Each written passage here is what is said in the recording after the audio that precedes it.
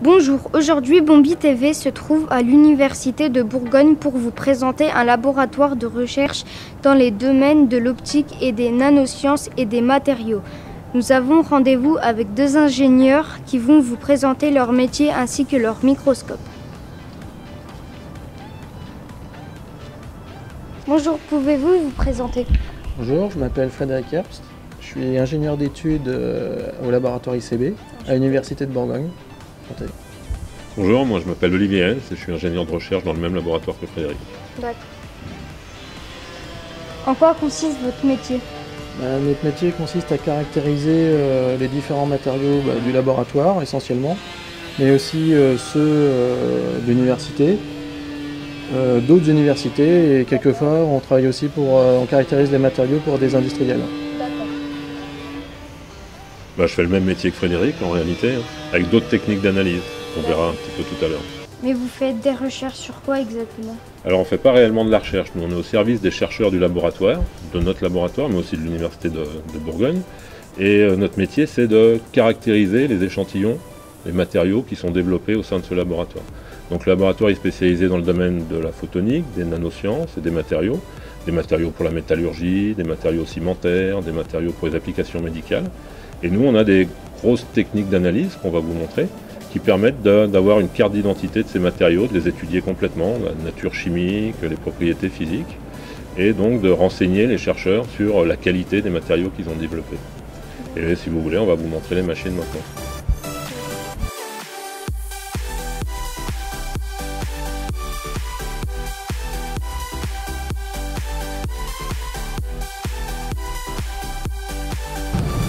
Tout à l'heure? À tout à l'heure.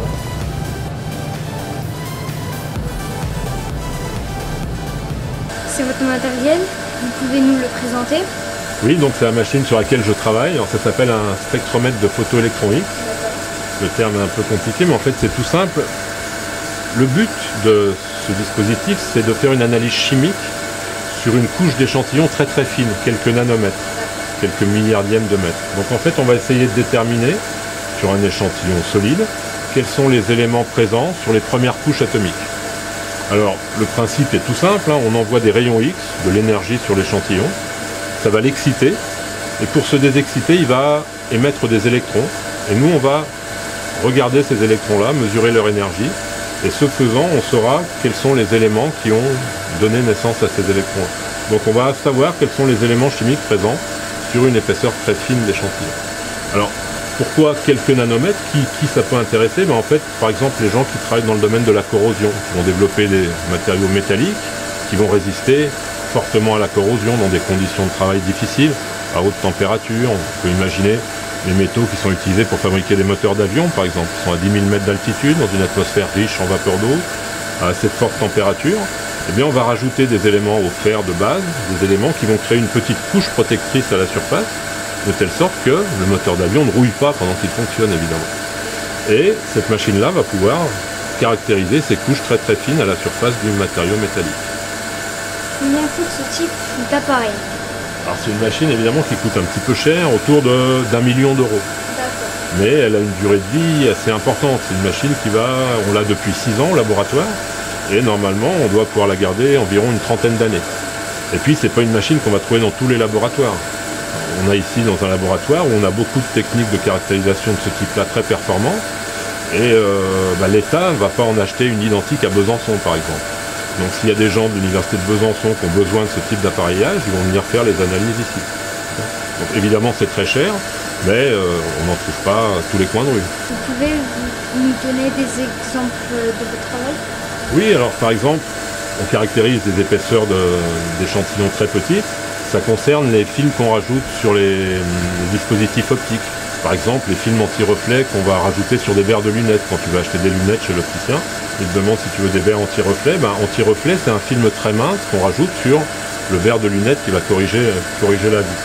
Ce film est mince, il coûte relativement cher, il ne faut pas non plus qu'il absorbe toute la lumière.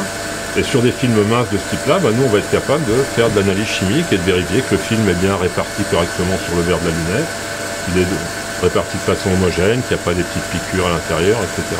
Donc dans le domaine des films optiques, dans le domaine des films aussi pour l'électronique, c'est les composants électroniques qu'on utilise dans les ordinateurs. Les ordinateurs sont de plus en plus petits, Donc les composants sont de plus en plus minces. On fait des couches très très minces qu'on va caractériser avec ce type d'appareillage. Je l'ai dit, dans le domaine de la corrosion aussi, dans le domaine de la métallurgie, il y a beaucoup d'applications pour les centrales nucléaires, pour les métaux qui vont dans des atmosphères relativement difficiles. L'eau de mer, par exemple, c'est salé, c'est relativement chaud, donc c'est très corrosif, il faut développer des matériaux très spécifiques. Et puis aussi, il y a beaucoup maintenant les nanomatériaux pour des applications médicales. L'idée, c'est de développer des matériaux qui vont être un vecteur de médicaments, par exemple pour soigner des tumeurs cancéreuses. Donc nanomatériaux, c'est un matériau de très petite taille, nanométrique, sur lesquels on va greffer une drogue, une substance qui va soigner la tumeur et qu'on va injecter dans le sang. Comme ces matériaux sont de très petite taille, il faut une technique d'analyse qui caractérise le matériau sur une très petite épaisseur. On va l'utiliser pour cette application-là aussi. Donc spectrométrie de photoélectron X, on a une source d'abord de rayons X qui va exciter l'échantillon. Donc la source, elle se situe ici. On va émettre des rayons X qui vont arriver sur l'échantillon qui est horizontal dans la machine, au centre de ce gros tuyau là. Ces rayons X vont donc exciter l'échantillon. Pour se désexciter, il va émettre des électrons. Et les électrons sont filtrés par la grosse demi-sphère qui se trouve ici, qui est un spectromètre d'électrons qu'on va détecter. Et on va mesurer l'énergie de ces électrons. Donc le résultat qu'on obtient, c'est ce qu'on appelle un spectre, qu'on peut voir à l'écran ici. Et sur ce spectre, on va observer des pics à des énergies bien précises. Et en mesurant précisément ces énergies, on va savoir à quel élément de la classification périodique correspondent ces pics.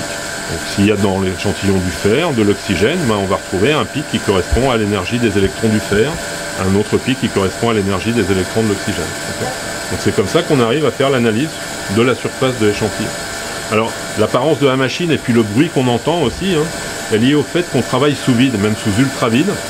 Pourquoi? Parce que comme on analyse une épaisseur très fine, il faut faire en sorte qu'autour de l'échantillon, il y ait le moins de molécules de gaz possible. Donc on va mettre l'échantillon sous vide, on parle même d'ultravide, et on va utiliser des pompes dont on entend le bruit de fonctionnement, là, qui fonctionne 7 jours sur 7, 24 heures sur 24. Okay. Alors ça limite un petit peu la nature des échantillons qu'on va pouvoir analyser. Il faut que l'échantillon tienne le vide. Comment on sait si un échantillon tient le vide? On le met dans la machine, on pompe et puis on regarde si la pression descend. Okay. En général, les métaux, les verres, les céramiques, les matériaux plastiques supportent le vide. Donc tu vois, le résultat de la mesure, c'est ce graphe là qu'on appelle un spectre. En abscisse, on a une échelle d'énergie et pour certaines énergies, on observe des pics. Et ces pics correspondent en fait à des éléments bien particuliers. Donc on a fait une mesure sur un échantillon, on va demander à l'ordinateur d'identifier la nature de ces pics et il va nous dire que voilà, ce pic correspond en fait à de l'oxygène, ce pic ici correspond à de l'azote, ce pic correspond à de l'aluminium.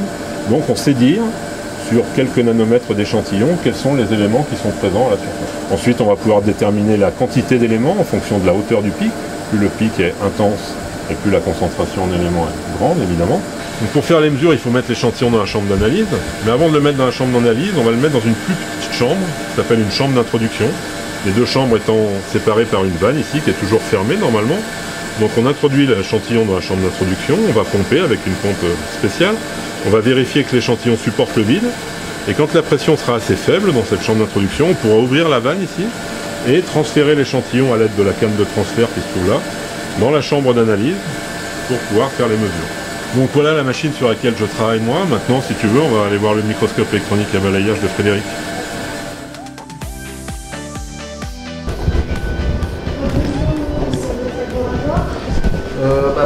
Oui, et c'est surtout la salle de préparation des échantillons. Donc on a besoin de préparer les échantillons avant de les observer dans le microscope. Donc s'ils sont conducteurs d'électricité, c'est plutôt de taille relativement petite. Alors il faut que ça tienne sur cette platine en gros, et pas plus de 1 ou 2 cm. On n'a pas de problème pour introduire les échantillons dans le microscope. Par contre, s'ils sont trop gros, il faut les couper. Donc soit ici on dispose d'un atelier, où on prépare aussi les échantillons lorsqu'ils ne sont pas conducteurs et on doit les métalliser. Donc pour métalliser les échantillons, on a besoin de les passer dans cette enceinte qui est sous vide ensuite. On va déjà enlever. Voilà. On va venir d'abord tailler des crayons de carbone ici avec un simple taille-crayon. Alors on a 2 têtes. On va placer les échantillons en dessous. On va remettre la cloche. On va pomper sous vide, en vide secondaire. Et ensuite on va chauffer les crayons et le carbone va s'évaporer sur les échantillons. On a ici une petite balance à quartz qui permet de mesurer l'épaisseur qu'on dépose et on peut lire, ici on peut lire l'épaisseur qu'on va déposer sur l'échantillon. D'accord? Et on s'arrange pour mettre 5 à 10 nanomètres. Ben maintenant si tu veux on peut aller voir le microscope.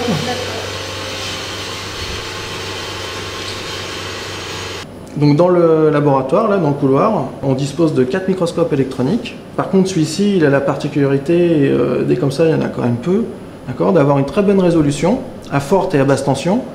Et on peut également faire de l'analyse grâce au canon qui permet d'avoir un faisceau d'électrons très stable dans le temps. Et ça nous permet de faire des analyses sur plusieurs heures ou voire le week-end. Vous l'utilisez pourquoi ce microscope? Alors on l'utilise pour caractériser tout type d'échantillon. Donc ici essentiellement à ICB c'est de la métallurgie. Mais il y a aussi des échantillons, il y a des gens qui viennent de la biologie et aussi des géologues. On peut analyser assez facilement tout ce qui est conducteur et qui rentre dans la chambre. Et comme on l'a vu tout à l'heure, si c'est pas conducteur et que ça dégaze pas et que ça résiste au vide de l'enceinte, on peut préparer l'échantillon et regarder des échantillons qui sont non conducteurs. Donc tu vois, j'ai placé ta feuille d'aluminium sur le porte-objet ici, sous deux clips. Alors pour tous les types d'échantillons qu'on peut rencontrer ici, on a la chance d'avoir un atelier de mécanique, d'accord, avec une nouvelle machine, 5 axes, qui permet de faire différentes pièces, d'accord, et en partie ils peuvent nous faire différents porte-échantillons en fonction de ce qu'on veut mettre dans le microscope.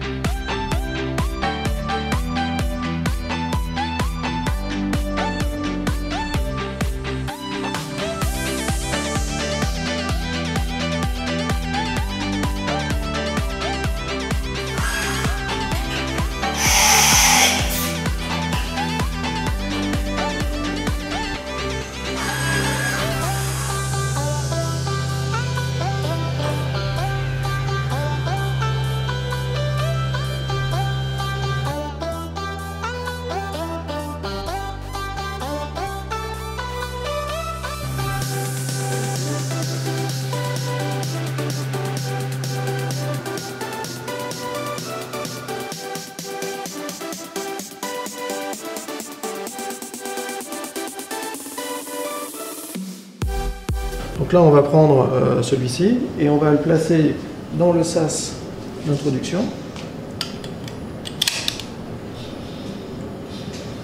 Voilà, on fait la main. Voilà, on fait la main. Le sas et on pompe. Et là normalement en 2 minutes, la porte va s'ouvrir et on va pouvoir insérer l'échantillon dans le microscope et faire l'observation.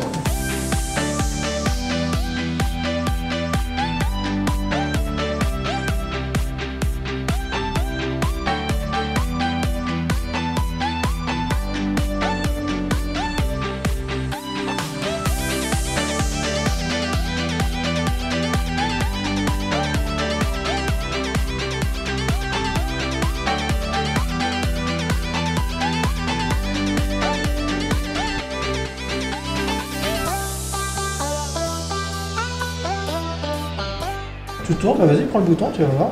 Alors la main, l'opérateur souvent, il utilise la main gauche pour faire la mise au point et le grandissement, et il utilise la main droite pour se déplacer. Donc alors tu peux prendre soit la souris ou le panneau, ou la roulette, c'est comme tu veux. La roulette, elle est bien plutôt à fort grandissement. Et dès que tu as une zone qui t'intéresse, on peut aller zoomer un petit peu dessus et puis faire l'analyse chimique, la micro-analyse. Alors contrairement à Olivier, où Olivier il analyse quelques nanomètres de la surface, nous on va analyser un volume beaucoup plus grand qui correspond, on va analyser sur une profondeur de 1 micron à peu près. D'accord, ça dépend du matériau, de la tension d'accélération, mais l'ordre de grandeur c'est ça. Donc on analyse un volume beaucoup plus grand que celui analysé par Olivier. D'accord. Un balayage lent, vas-y. Alors ici tu viens sur le spectre là. Et tu cliques et tu soulèves. Voilà. On voit qu'il y a, a priori, ça doit être un petit peu de fer et de manganèse. Alors on ne sait pas s'il y a aussi de l'aluminium. On sait qu'à cet endroit-là, il y a du fer et du manganèse. Bon, merci de nous avoir accueillis dans votre laboratoire. Et bien, merci. On a été ravis de vous accueillir.